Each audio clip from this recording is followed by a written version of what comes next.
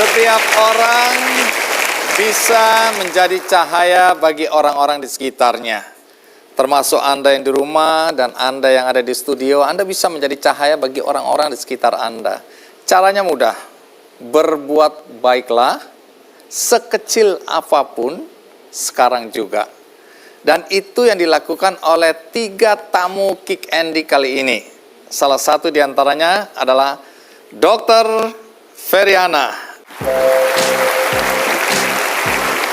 Dr. Ana, terima kasih sudah hadir di acara Kick Andy ya. Terima kasih. Anda berasal dari mana?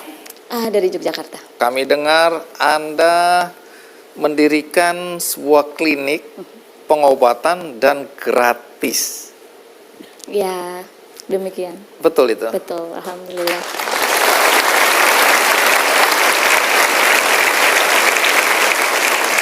Sejak kapan itu ya? Sejak 2009 saya lulus, tapi untuk di daerah saya baru 2012. Oke, jadi Anda jadi dokter sejak kapan? 2009. Apa nama kliniknya? Rumah Sehat Muslim dan Du'afa Yogyakarta. Rumah Sehat. Oh, ini bukan rumah sakit ya? Ya, harusnya memang rumah sehat ya. Rumah Sehat Muslim dan Du'afa. Ya. Siapa saja yang berobat di sana ya? Alhamdulillah di tempat kami walaupun namanya Muslim, semua dari baik agama apapun ya, suku apapun, dan alhamdulillah dari etnis Tionghoa juga banyak sekali. Oh, menarik, nanti ceritakan ya. Tapi sebelum Anda bercerita lebih lanjut, mari kita simak dulu liputan berikut ini.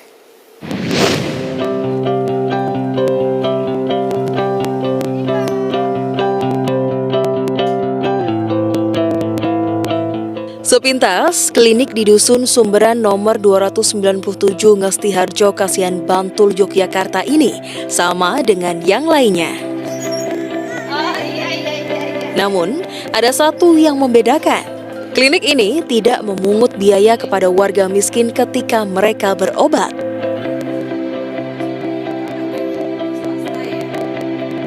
Rumah Sehat Muslim dan Du'afa Yogyakarta merupakan sebuah klinik pengobatan gratis 24 jam yang digagas oleh Dr. Feriana. Sejak didirikan pada tahun 2012, Dr. Hana, sapaan akrabnya, tidak pernah memasang tarif kepada setiap pasiennya. Ia hanya menyediakan sebuah kotak infak yang ditujukan untuk siapapun dengan ikhlas ingin menyumbang untuk operasional klinik. Berdirinya klinik gratis ini berawal dari keprihatinan Feriana. Ia melihat warga miskin cenderung enggan berobat karena tidak memiliki uang. Dari keprihatinan itu, dokter lulusan Universitas Islam Indonesia Yogyakarta ini lantas berinisiatif membuka klinik gratis. Selain membuka klinik di rumahnya, bersama komunitas medical dan rumah Du'afa, ia juga berkeliling untuk memberikan pelayanan medis gratis kepada warga miskin. Dr. Feriana tidak membedakan pasien antara perempuan dan laki-laki atau bahkan muslim dan non-muslim. Menurutnya, menolong orang tak bisa dilakukan dengan memilah agama, etnis, kelompok, atau golongan tertentu saja. Kedepan, dokter kelahiran Yogyakarta pada 19 Februari 1981 ini memiliki cita-cita. Jika ada rezeki, akan mengembangkan kliniknya menjadi lebih besar lagi. Bahkan, Feriana ingin di kliniknya ada ruangan rawat inap khusus bagi warga miskin.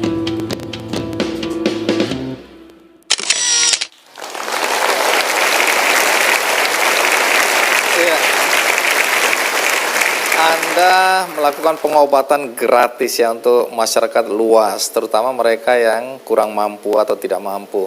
Pertanyaan tentu atau yang di kepala kami semua, apa Anda orang kaya? Tidak. Lalu dari mana muncul pemikiran untuk melakukan pengobatan gratis? Justru karena memang saya lahir dari bukan miskin ya, alhamdulillah bapak saya pegawai negeri, walaupun pegawai negeri rendah lah mungkin menurut orang ya. Dari situ saya sering diajak pada waktu itu, baik bapak saya dan terutama kakek saya sejak kecil Diajak apa? Kemana? menengok orang sakit seperti itu. Karena saya cucu pertama dan saya anak tunggal juga. Diajak pergi-pergi gitu nengok. Saya sering menemukan mereka itu mengeluh ya, hutang. Ketika sakit itu hutang. Nah itu saya sempat teringat terus selama saya pendidikan, saya teringat terus tentang hal itu. Waktu itu Anda belum jadi dokter? Belum, masih kecil. Masih kecil? Oh, jadi ini pengalaman masa kecil Ya, ini ya? dengan kakek saya. Jadi nilai-nilai ini sebenarnya sudah diturunkan oleh ayah dan kakek sejak Anda kecil. Apakah karena itu kemudian Anda ingin jadi dokter atau kebetulan jadi dokter dan teringat kembali nilai-nilai yang diajarkan oleh orang tua dan kakek? Saya mulai ingin jadi dokter dari SMA, bukan dari kecil. Terus kemudian ya semakin di kedokteran kan saya sering bertemu dengan orang sakit juga di rumah sakit misalnya seperti itu. Ya rata-rata mereka memang kebanyakan yang sakit itu yang saya temui memang dari orang yang tidak mampu.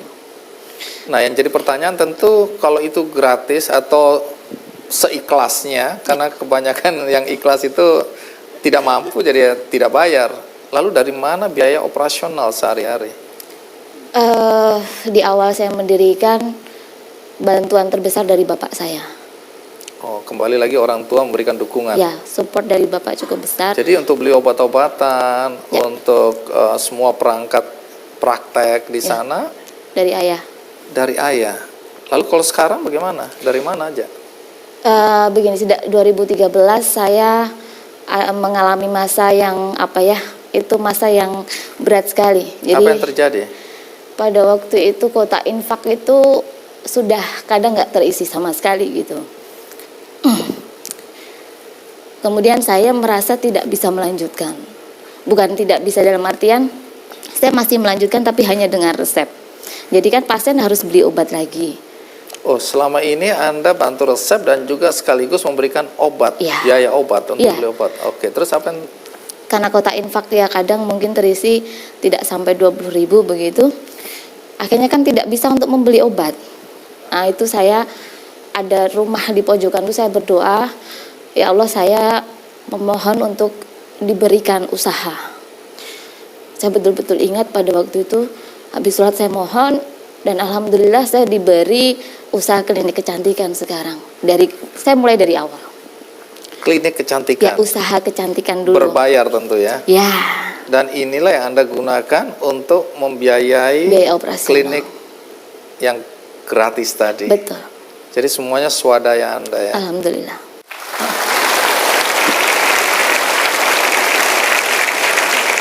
Tadi selain pengobatan gratis di klinik, Anda juga keliling-keliling itu ya untuk memberikan pengobatan kepada masyarakat ya yang mungkin nggak bisa datang ke tempat Anda. Ya. Kemana aja Anda keliling itu? Kalau pelosok di Jogja itu ada di daerah Gunung Kidul, kemudian di daerah Magelang. Kalau yang barat itu daerah Kulon Progo. Kenapa harus keliling-keliling gitu? Itu pelosok sekali Bapak. Jadi di sana untuk akses pelayanan kesehatan memang sangat jauh. Jadi kami ke sana harus sampai mobil pun nggak bisa naik lagi. Jadi harus jalan gitu, sangat jauh. Sehingga lingkupnya kan lebih luas.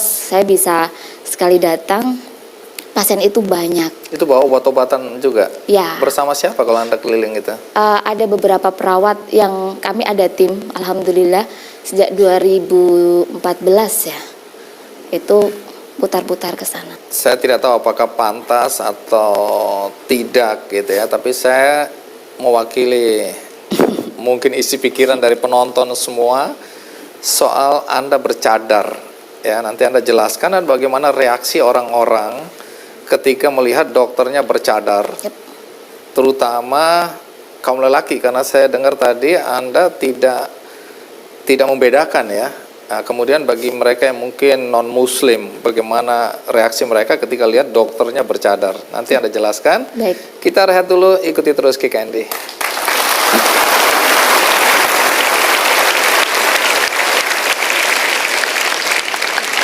Reaksi ya masyarakat, orang-orang ketika tahu dokternya bercadar, bagaimana reaksi mereka rata-rata?